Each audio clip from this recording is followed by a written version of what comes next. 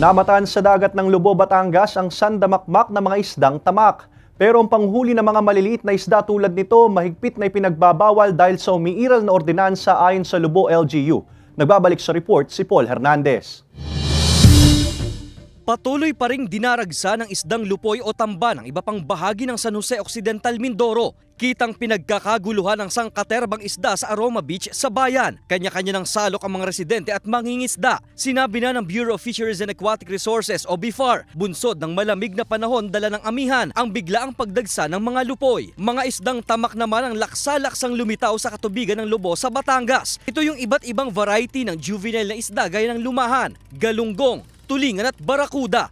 Pero mariin ang pagbabawal ng Lubo LGU sa panguhuli sa mga ito. Batayan sa umiiral na fishery ordinance sa bayan. Ayon kasi sa 2006 resolution ng LGU, hindi pinahihintulutan ang panguhuli nito kapag nasa spawning season o panahon ng pagpaparami ang mga tamak. Dito ho sa bayan ng Lubo kasi talagang stricto kami dyan. Hindi namin pinapahuli talaga yung tamak para maiwasan natin yung recruitment overfishing. Nagpaabot na ng tulong pinansyal at bigas ang lokal na pamahalaan sa mga rehistradong mangingisda. May iba pa ring livelihood programs ang ipagkakaloob sa kanila. Sabay niya ng abiso sa mga mangingisda na makipagtulungan sa pamahalaan na ipagbigay alam sa kanila kung may impormasyon sa illegal fishing sa bayan.